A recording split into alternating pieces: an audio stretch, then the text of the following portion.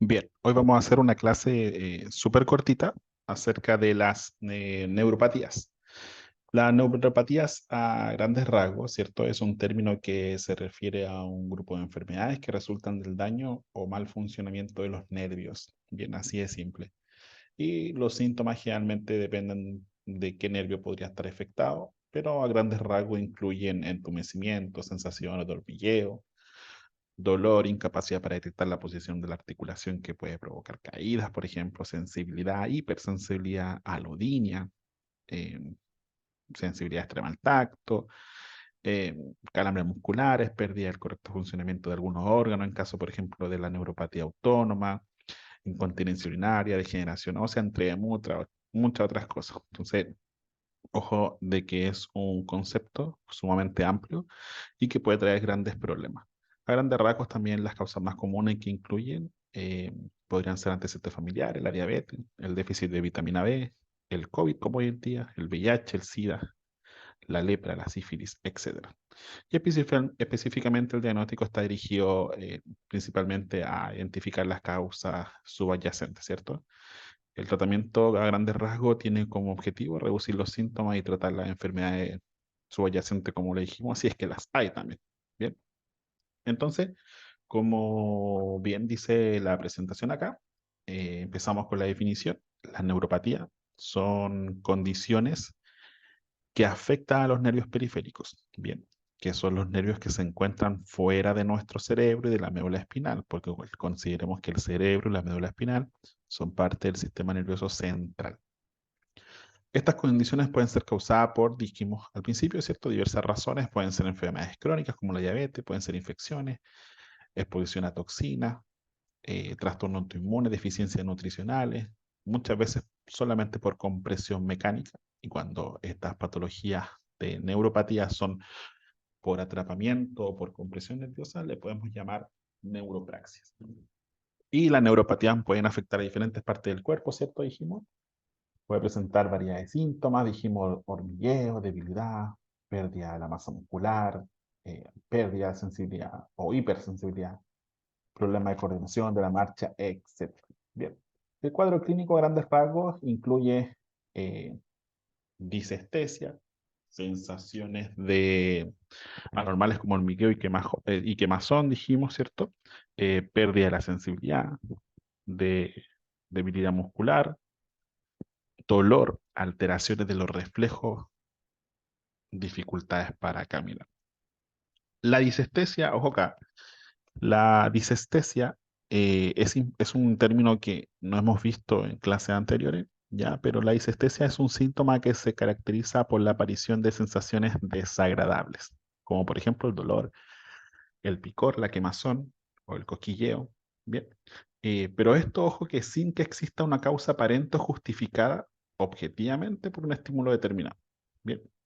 Este síntoma usualmente se relaciona con otras alteraciones similares, como por ejemplo el dolor neuropático y la alodinia. Las causas de la disestesia son variadas y pueden incluir lesiones en los nervios, tanto raquídeos como espinales, o causadas por trastornos del sistema nervioso como la esclerosis múltiple, una patología neuropática, ¿cierto? El diagnóstico específicamente está dirigido, igual como una neuropatía, a identificar las causas subyacentes que lo puedan provocar o lo que puedan secuelar, por así decirlo. Estos síntomas suelen ser simétricos y afectan principalmente a las extremidades inferiores, aunque también pueden afectar a extremidades superiores. Usualmente podemos tener neuropatía de las extremidades superiores como inferiores, pero en su gran mayoría afecta a las extremidades inferiores. La epidemiología, la neuropatía diabética es una de las formas más comunes de esta neuropatía periférica y afecta aproximadamente el 50% de los pacientes con diabetes. Ojo que lo que hemos hablado siempre, que no es el único tipo de neuropatía que existe.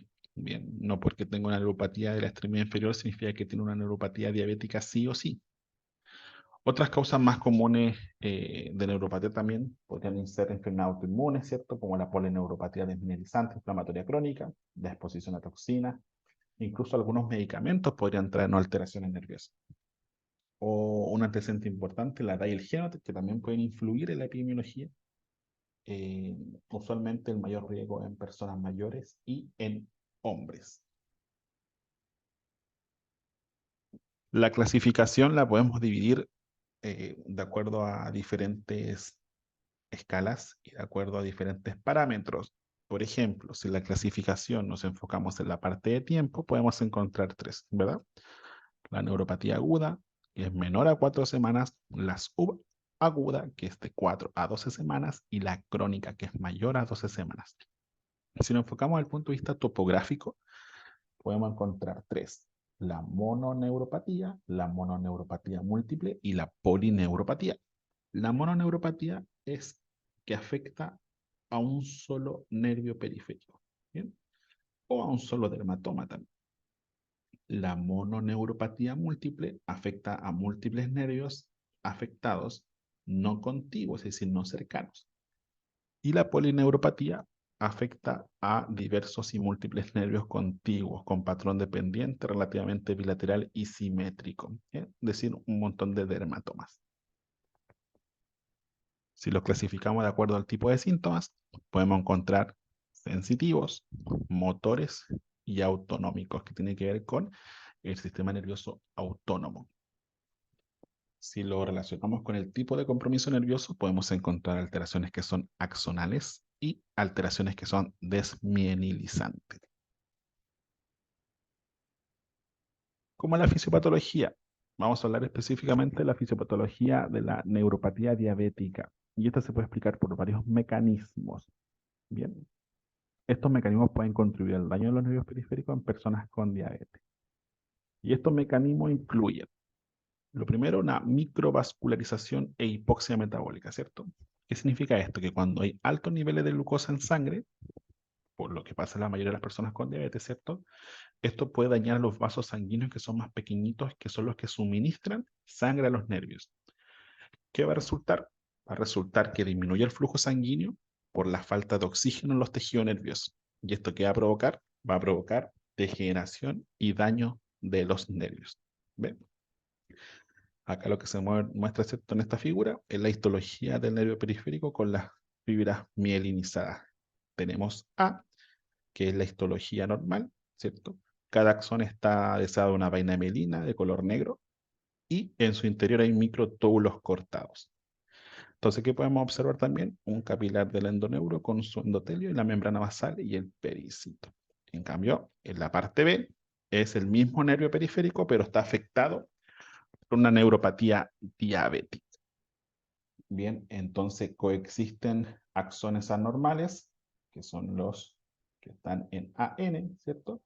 Axones distribuidos, que son los que están en AD, axones en proceso de regeneración inicial, que son los axones que están en ARG, y la mielina en proceso de regeneración, ¿ya?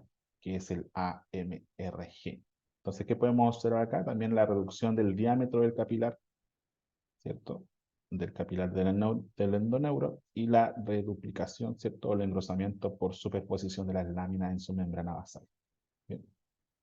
Entonces acá se ve la diferencia de un nervio sano, del capilar sano, ¿cierto? Y de un capilar afectado. ¿Qué sigue posterior a esto? Una respuesta autoinmune e inflamatoria. La respuesta autoinmune e inflamatoria, ¿cierto?, implican una reacción del sistema inmunológico contra los tejidos nerviosos, los que puede causar inflamación y daño adicional a los nervios. En esta figura encontramos los mecanismos inflamatorios inmunológicos en algunas neuropatías diabéticas, ¿cierto? En la figura A, en la cisma esquemática de la histología normal de un nervio periférico, con las fibras completamente mielinizadas. Se observan 4 fascículos, ¿verdad?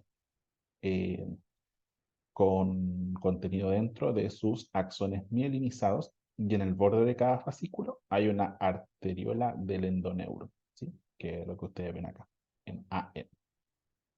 El tejido conectivo entre los fascículos hay arteriola A, que es lo que se encuentra acá, y varias células adiposas, ¿ya? Que son los ADIP, estas que ustedes ven en negrito acá. En la figura B vemos una neuropatía diabética, ¿ya? De fisiopatología predominante inflamatoria inmunológica. ¿Qué podemos encontrar acá? Se observa casi total pérdida axonal, ¿verdad? Y una infiltración inflamatoria de las arteriolas, ¿bien?, al endoneuro con abundante leucocito. ¿Ven? Ahí están invadiendo toda esta zona de ahí. por esta respuesta autoinmune inflamatoria. Y dijimos también que podría haber también eh, una alteración neuropática por compresión. Y esta, la compresión de los nervios se llama neuropraxia y ocurre cuando los tejidos circundantes pueden ejercer presión sobre los nervios, ¿cierto? Lo que puede interferir en la función normal. Como por ejemplo el síndrome del túnel carpiano, el síndrome del pronador, síndrome del piramidal, estenosis foraminal lumbar del nervio ciático, compresión del nervio ciático por hernia discal, entre otros, ¿cierto? También podemos encontrar la neuropatía por atrapamiento del nervio fibular, específicamente la extremidad inferior, el nervio que se extiende desde la cadera hasta el pie, ¿cierto? Y es responsable de controlar los músculos que levantan el pie y los dedos. Y este puede, cuando se comprime, usualmente se comprime a nivel de la cabeza del peroné o se comprime a nivel de la zona poplite, la parte de atrás. Y esto puede traer debilidad muscular, entumecimiento, dolor en la pierna, etcétera.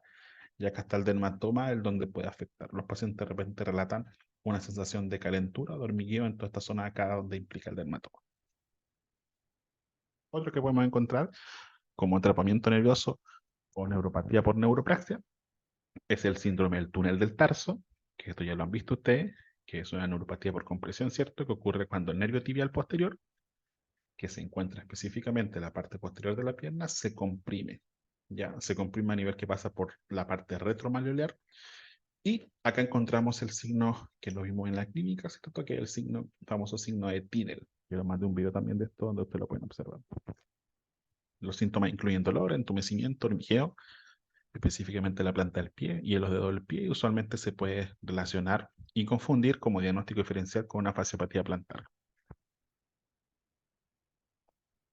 Otra neuropatía que podemos encontrar es la patología de neuropatía femorocutánea lateral. Esto ocurre cuando los nervios del femorocutáneo lateral, que se encuentra en la parte superior del músculo, es decir, la parte de acá, ¿cierto? Se comprime también o se daña. Estos síntomas también, como cualquier neuropatía compresiva, puede provocar dolor, hormigueo, entumecimiento y usualmente la parte superior del muslo, que es en la parte de acá, y acá encontramos el dermatoma. Entonces los puntos clave de esta clase que de generalidad de la neuropatía, es importante considerar que en los pacientes diabéticos la falta de síntomas de polineuropatía no indica la ausencia de enfermedad, ya que hasta un 50% de los casos se encuentran asintomáticos y el control intensivo de la diabetes disminuye el riesgo de aparición de la neuropatía, ¿ya? Y se considera el primer paso para su tratamiento. Ojo con eso. Esta información la pueden sacar en los 3 PDFs que les voy a dejar acá en el link para que lo puedan descargar y lo puedan leer con mayor profundidad. Muchas gracias.